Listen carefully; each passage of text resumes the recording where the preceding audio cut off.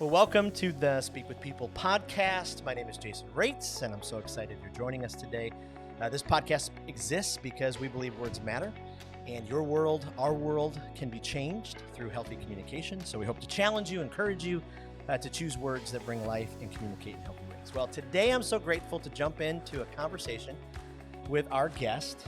We're talking about casting vision and using words by painting pictures, tugging on heartstrings, showing people where they could be if they jump on board with the vision. And I've listened to our guest multiple times cast vision. And he is extremely talented at casting vision. And he does not only does this so well, but he does this in a way that people just respond because he casts that vision in such a way. And what I love how he casts vision is he casts vision for people who can't speak up for themselves. And so we're going to have a conversation about this today. So our guest today is an author, speaker, a leader, a friend. I'm so honored he's joining us. Welcome to the podcast, Greg Nettle. Thank you, Greg, for joining us. Jason, it's just such an honor and privilege. You know, you and I have a friendship that goes way back into your early church planting days, and I've traveled up when you were there to the middle of the Mitt of Michigan. You haven't asked me to come down in Florida yet, my friend. I'm waiting for that invite. But man, what a delight it is to be on this podcast today. Thank you. Absolutely. And just thank you for rescheduling. The last time we were actually scheduled, a little thing called Hurricane Ian came through, and so we appreciate that. So if you could just catch up our listeners, just kind of give us the who you are, what you do, where you're from, all that kind of stuff. Yeah, Jason, just in a nutshell, I started out, my first church plant was in Dublin, Ireland when I was 23 years old, which was just crazy, right? So I had this passion for evangelism and the church and did that. And then God called me to Northern Ohio, and I spent the next 25 years there at a church that became the River Tree Christian Church movement, and had the privilege of, watching it, move through wonderful movements of growth and agony and all that goes with that.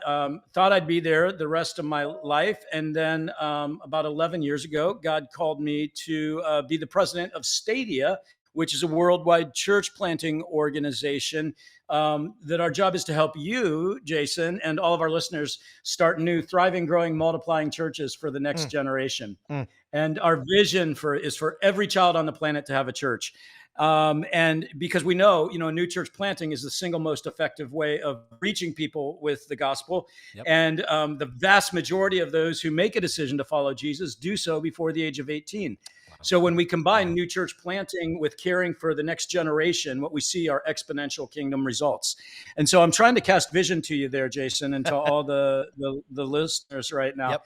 I'm married to my wife, Julie. We just celebrated 29 years ago, a couple of weeks ago. Wow. Our daughter, Tabitha, I'm so proud of her. She's 23, just got married a year ago, and she's a worship leader at a Stadia church plant. And then, of course, we have our 14-year-old son, this amazing young man, Elijah John. With a name like that, I think he's going to be a vision caster. And he's a freshman in high school here at our local public school. And we're right in the city of Cleveland because we love snow. Absolutely. Well, before we hop into some of the questions, I mean, Greg, I was just immediately taken back to the time where you had Tracy and I out to your house for the weekend. And you had some Stadia supporters gathered, and you told this group of people about our adoption plans, and you helped raise money for Kai's adoption. And here he is. He's been with us almost 6 years, thriving, just doing so well. And I'm just still so grateful, Greg, just appreciate it. So, but one of the things I do love about you and what I've learned from you over the years is how you use your voice to speak up for those who can't speak for themselves. So I'm just wondering, when did you come to that place in your life when you figured out that you could use your voice to speak up? And that was part of your plan, to cast vision for those who couldn't, speak up for their own lives. That's a fascinating question, Jason, because if, most of our listeners are familiar with Strengths Finders or a multitude of other gift tests. And so, one of my top strengths is futuristic and strategic and ideation and those. So it's no surprise that I think out front and think in a visionary way, right? The one that I've got to wrestle through with is like my gifts are not in the area of empathy or responsibility or harmony or any of those things. And yet, so when it comes to this, is always I work really hard at this because I'm Mm, so bad at it, Jason. Like, mm, if there's a funeral, I have to go to my wife, whose top gift strength is empathy, and say, Julie, should I go to this funeral? And she'll say, yes, you need to go to this funeral, right? mhm. And so when it comes to caring for other people, on a day-to-day basis, oh my gosh, compassion gifts and stuff, they're just not even on the chart for me. Sure. But when it comes to justice issues Mm, or caring for those who can't speak for themselves, I have a deep, deep passion for that, and I feel deeply about it. So that's just an interesting question there. It's weird. It started at a young age. I'd be involved in let's say a high school musical, and at the same time, I was asked to be a peer mentor to a group of special needs students in our high school. mm. Which I'm going, wait, as I look back, what was that about? Yeah. And then just like you, I mean, the reason that we, helped you and your wife adopt, which is such a great story to remember, is because we adopted and we had been helped the same way that we helped you. And so then Yep. you start standing, speaking up and casting vision for what would it look like if every church in Ohio, just one person from every church would adopt a child out of foster care, the foster care system would empty. Man, you know what? That's Right. compelling vision, right? That's Right. compelling vision. And it's doable. That's just crazy numbers. And Yep. then what happens out of that is, the prison population in the United States, which is arguably the worst incarceration system in the world. Mm, 85% of those in prison, this came out in the Wall Street Journal a couple of years ago, 85% of those in prison have spent time in our foster care system. So Christians would simply adopt a child out of the foster care system. We'd empty the foster care system. What would happen to our prison population? It would dramatically wow. decrease. So the Yep. hope of the world isn't the government. It's not the system. It's not the prison system. It's just simply us living our lives out as followers of Jesus. Yep. Now, that in my mind is compelling vision. Like I can get on board with that. Yep. Yep. Well, I don't even know if you remember this, but I mean, we've walked, well, I know you remember this part, but we've walked streets of Ecuador together. And then when your book, Small Matters, came out, I mean, it just did something. And at our church plant at the time, we were in the middle of Michigan, and, our public schools, I mean, there were many, many kids who just had never had a brand new pair of shoes. And I read that book and I was like, okay, we've got to do something. And it birthed this shoe project that Thrive Church is still doing. And I think they've given away something like 70,000, 80. I can't even remember. It's thousands and thousands of shoes. And it's just another reminder that, we've got to speak up for those, because you spoke up. I was able to run with some vision, and our Yeah, team yeah, is yeah, still yeah. going. But Jason, you cast that vision. I mean, so you Yeah. made it very doable. I mean, what was the essence of that? We want you to provide shoes for those who have new shoes. Here's Jason. I just heard this recently that I'm gonna rip off and use. Somebody in a class I was in recently said, we were talking about diversity, right? And kingdom diversity and justice. And for me, it's always been, okay, Greg, you've got to pull yourselves up by your own bootstraps and everything. But this guy said, what if you're born without any boots? Wow. What if you're, yeah, right, man. Right? I'm like, is that compelling? Talk about a shoe project. I mean, Right. and that's true, because just by the simple virtue of me being a white male born in the United States, I was born with boots that I could pull up my own bootstraps and move forward. But man, like those kids you were providing shoes for, they were not born with boots. And so the first thing we've got to do is get them the boots. Yeah. Oh, that's huge. Okay, so let's shift for a second. Like, for our leaders who are listening, people who have influence, people who are going to stand in front of crowds or speak up in their small group, or they're going to lead a presentation at work, or something. What are some of the components, your go-to components of a great vision talk? What are some of the elements that you're like, okay, these are, this is a necessary part of the recipe that's got to be involved in a great vision talk? Yeah, so I think first of all, Jason, for those of us who are Jesus followers, I think it's a vision that's birthed from the heart of God that thrills our heart Mm, within us. I would say if you're not a Jesus follower and you're listening, and I'm delighted that you are, it's comes from deep reflection and what really moves your heart. I don't think any vision can be cast with passion and to move people unless you feel passionately. And for me, a passion driven connection with God mm. to move the ball forward. So I think there's that very initial foundational thing when we're talking about vision. And for me, vision isn't always fully birthed in Greg Nettle. That can be Yeah. something where I can go to a team of people, because I loved team-based, leadership, and say, hey, here's what I think I'm hearing from God. What do you all sense? And let's develop this vision together. And that still comes back to us. Now, here's the second component. And I think this is probably the most important one, critical in really doing well with vision, right?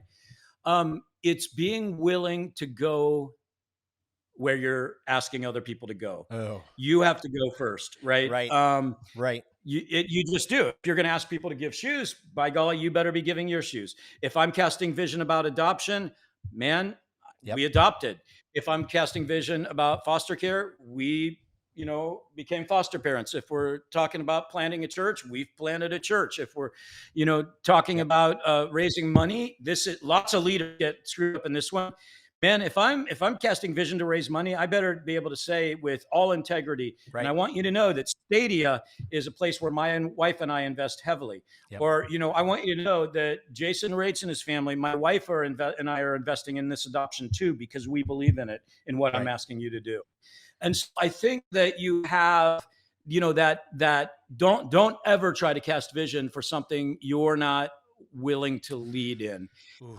And then I think finally, Jason, for me, then, boy, there's just compelling crafting of the vision message, right? And it's just hard work. It takes Mhm. time.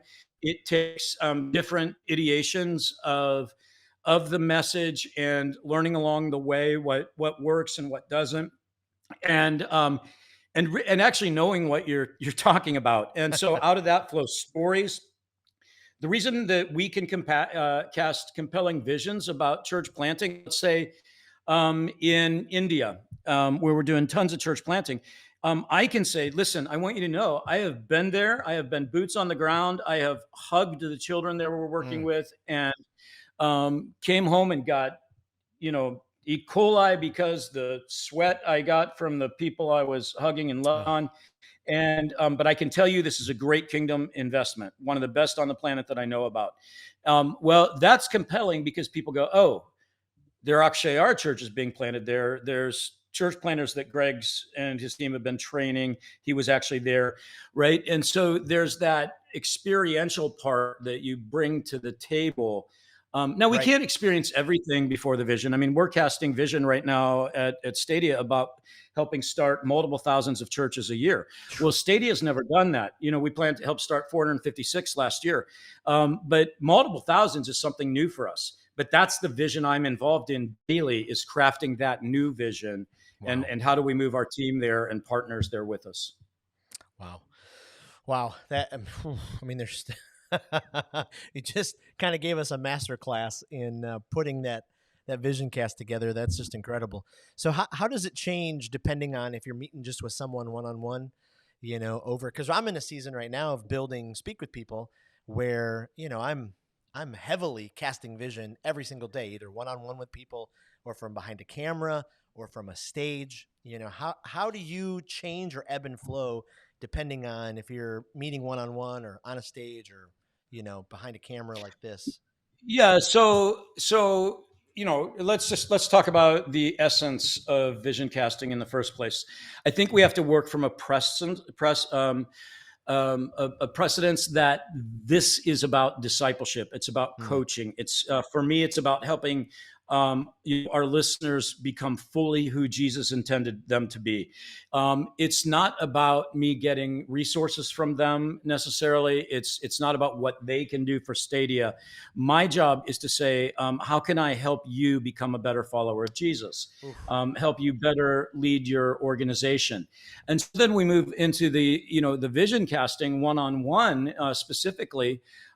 It's going to be more finding out first what fires this person up. What has Hmm. God placed in their heart that are they're passionate about? And honestly, if it's public speaking and speaking, getting crafting with their words, I'm going to send them to Jason Rates. Well, thank you. Seriously, and Well, thank you. if they want to invest in that kind of ministry, that's not. I mean, we train preachers and stuff, right, and Yep. communicators, but that's your ministry. So why would I reinvent the world at wheel and try to get people into Stadia when you're already doing it so well? Mm. And so we would go, hey, you need to talk to Jason Rates. But if I discover they're passionate about children or their grandchildren, or the 1040 window where people have never Mm. heard the message, or if it's inner city in San Francisco, then that's when I can move into vision. So that can only happen one-on-one, or in small groups, or sometimes, Jason, I've been invited into small groups in somebody's living room to talk about church planting, and so I know going in, this is the vision I'm going to be casting with this group of people. When it comes to sitting down with high capacity leaders at an individual level, man, I better have my stuff. Ooh. Here's a really good piece of advice about casting vision with high capacity leaders. It's be brief, be bright, and be gone. Wow. um, People are busy, and so you better Yep. know what you're going to say and how to say it. And then if they want to spend more time, that's up to them. But you have a limited amount of time and scope to instill that vision. So you better have that crafted and be ready for that person. When you're on the big stage, on the bigger platform, it's more topical. Typically, I know I'm Yep. speaking in a couple weeks in front of a couple thousand people. Actually, we're heading out to the Mosaics conference. I'm going to be speaking there as well. And specifically there, I'm going to be casting vision. Julie and I just moved into the city of Cleveland from living on 3 wooded acres in the suburbs. Mm. And we moved into a condominium specifically so that we could move into an area of diversity. Wow. Because I'd been living in a 98% white neighborhood for 30 years. Well, now we're in a neighborhood where we're the minority racially. And that was back to that casting vision for the Stadia organization about becoming fully diverse and kingdom diverse for the Wow. beautiful, Revelation 7:9 portrait, and realizing, okay, Greg, if you're going to lead the way. So here I am, in what would probably be the autumn of my ministry. Yep. And Julie and I are moving into the city of Cleveland, into a condominium.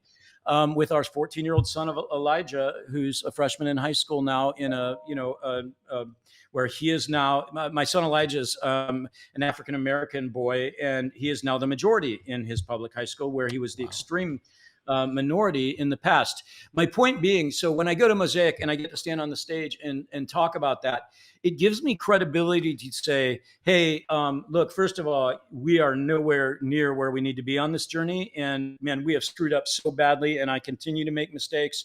But here's the deal. We believe in this so much that Julie, our family, we just moved into the city of Cleveland. Mm. And so if we can do that, Mhm. you've got to ask what God's compelling you to do, Jason. Wow. And and do you have minorities or people of different races and cultures and ethnicities in your home on Saturday before you go to worship on Sunday and expect them to be there? And so I think that's big platform stuff, where Yes. you start telling those, because stories on big platform, as you know, those move people, and you Yes. have to have those stories. Whereas with one-on-one, a lot of times with a high capacity leader, a lot of times I have to share some data as well, data Right. points. Right. That's huge. That's huge. Total sidebar in all of this. I just, man, I just love that you guys have made that move. I grew up in the city of Detroit, spent my, till I was 18 years old. And still to this day, I had a moment. I was probably 19 years old where I felt like God had called me to plant a church in the city of Detroit. And it did not happen until years later, where I planted the church about 3 hours north of the city of Detroit, where I planted in it, like you're talking about, a largely, white population. And, Yeah. and I just always, it's just one of those things where I was like, oh man, I missed that. I know God used our Yeah, church you plant. did. You did, Jason. And so when you're ready to follow the call of God, you reach out to me and we'll make that happen. Okay. Okay. I love it. I love it. Well, okay, getting back on topic. Uh, Have you had one of those moments? I mean, I know you have, but does any moment stick out where you felt the pressure? Okay, I'm doing a vision cast, and it just bombed. It flopped. Okay, so yeah, I mean, gosh, Jason. So here's one of the things I do for Stadia now. I do this, a couple times a year because I have the privilege of talking with lots of high capacity financial investors for church planting, and so I get to share the great stories when someone strokes a $200,000 check for planting in India, or Wow. those kind of, and that's really fun, right? But Right. I also share stories with the team and say, listen, I made a $50,000 ask today, and it's not happening. They Hmm. flat out said no, they're not interested, because you don't want to always hear people to hear your success stories, because then it's boy, they just feel terrible when they're told no. But the reality is lots of times people don't. They're not interested in the vision God's given you, Right. or they're not ready for that vision right now. But I think we have to be really careful, and so we celebrate the ask. Hmm. Okay, so I can't determine how someone responds to a vision talk. Yep. What I can celebrate is that I cast the vision in a good way that honored Yes. God. Yes. You're right. Yeah, that's a big difference, and that was a shift in my vision casting, Jason. Yep. And it's freeing. It's freeing, dude. When you go, okay, I've been faithful to God and the vision He's given, and I've cast it compellingly, and I can go to sleep tonight because now it's between God and whoever was listening. Yep. It's not my deal to make it happen. Yep. So that's a big deal. So yeah, here's one of my worst, Jason. I was out in California. We were planting a church in the San Francisco Bay Area, and we needed to raise, I think it was like the price tag at that time was like $2 million to Hmm. launch a new church out there. And I was in front of a group of probably 200 leaders, and I just got too emotional and tried to force it to happen. And I could see I was dying up Hmm. there. Hmm. And I still tried to do it. And quite frankly, it took probably at least a year, if not longer, to heal that blow that I'd blown up on the platform and lost credibility. And so I had to really go back and evaluate how I walk into certain situations where I don't have the credibility I would maybe in Ohio Right. raise funds for a church plant like that. And then certainly with individuals, there's another individual out in the Bay Area who has unbelievable financial capacity, and Hmm. I've met with him now 3 times, and it's zero. you know, um, and I can't. He keeps giving me an audience, and I can't quite figure out why. But every time I cast the vision, he's like, "Man, I just love that. It's really good." And then ghosting, nothing. Yep. So yeah. Yep. It's something. I'm in this new season, and I can remember at Thrive, our first go at a building plan, and I did the whole vision cast. I didn't sleep the night before. Get there on Sunday, and I just do it. And on Monday, I go to the team, and I'm like, okay, let's go through the commitments. And it's just one of those moments where I was like, okay, all right, I gotta keep learning from this, because they're not always going to go the way Yeah, that you want to. that's right.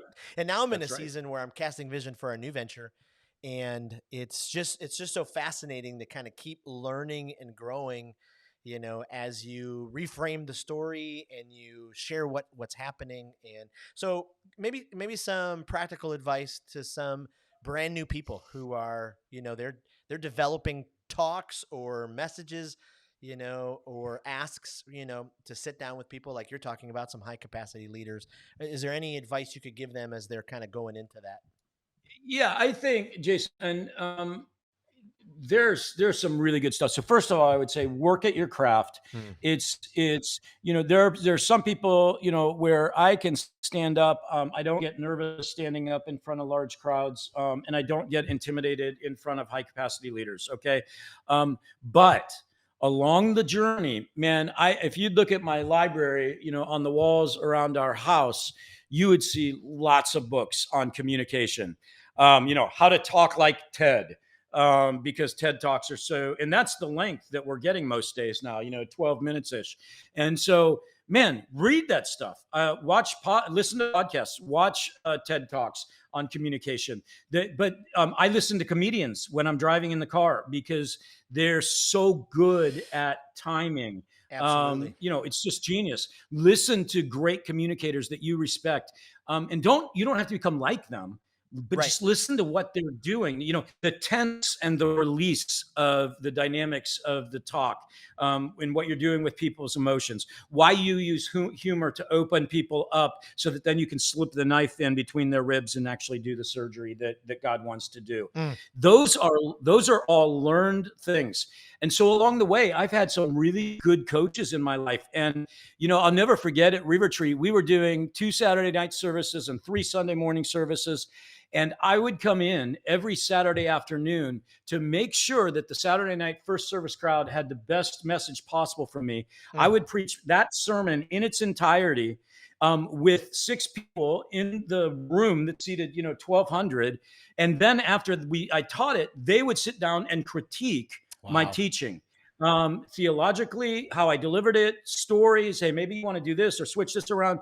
Man, that's gut wrenching. And you have to have people that you trust. Yep. But I'm amazed at how few communicators ask for feedback. It's absolutely incredible to me. Absolutely. If I've cast vision somewhere and I know I'm going to have to give that vision talk again, I will almost always, that I'm aware of, go to people that I know sitting in there and I'll say, Jason, look, man, what didn't work? What could be better? Help me make this better. Yep. And so I think for people starting out, one of the most important things you can do is to get feedback on your communications, and don't be scared of that. That's how Yep. you'll get better. Yep. Well, that's amazing. People forget that Tiger Woods always had a swing coach. And Yeah. Tom Brady has a fleet of coaches that are just, but somehow communicators, oh, no, I'm really good at well, okay, but there's so much to learn. So, yeah. You're exactly. Whew. So last question, as we kind of round this conversation, for so many people casting vision, getting over that hump of just making the ask, what do you think holds people back, and any advice about, making the ask would be great. Okay, so I think there are a couple things that hold people back. One is, I think that you always have to recognize that you're not asking for yourself. You are asking for people to join you on a vision that God has placed on your heart. Okay, so that's very, very important. When you feel, Yes. man, I don't like asking people for money for Greg Nettle. When we raised money to help you with adoption, quite honestly, Jason, the vision message there, it's not let's get Jason and family in better financial shape. It's let's get this child a home. Let's get this child a home. And the vehicle is Jason and his wife. And so there's no problem there. So I think there's that basic premise of, why you're asking. I think the next thing is recognize that this is about discipleship. It's not about getting something. Yes. And so if I can help someone be a better follower of Jesus, then that's great. And then the third is, I think you celebrate the ask and you don't celebrate the result necessarily. I always celebrate the result if it's a win, for sure. Yeah. But we celebrate the ask. And when you start doing that and have people in your organization, hey, you know what? It's okay. You cast vision, you made the asks for more children's workers in your church, and we got 10 of the 30 we need. You know what? I'm going to celebrate you because you made the ask. Now let's go back and talk about, was there a better way to cast that vision? Yep. And let's, in a very loving, trusting way, critique that vision talk, because we could have maybe got 20 people to work in children's ministry. Yep. Oh, that's incredible. Wow. I feel like you've given us a masterclass here, and I so appreciate your time. Before we let you go, just a few rapid fire questions our audience can kind of keep getting to know you.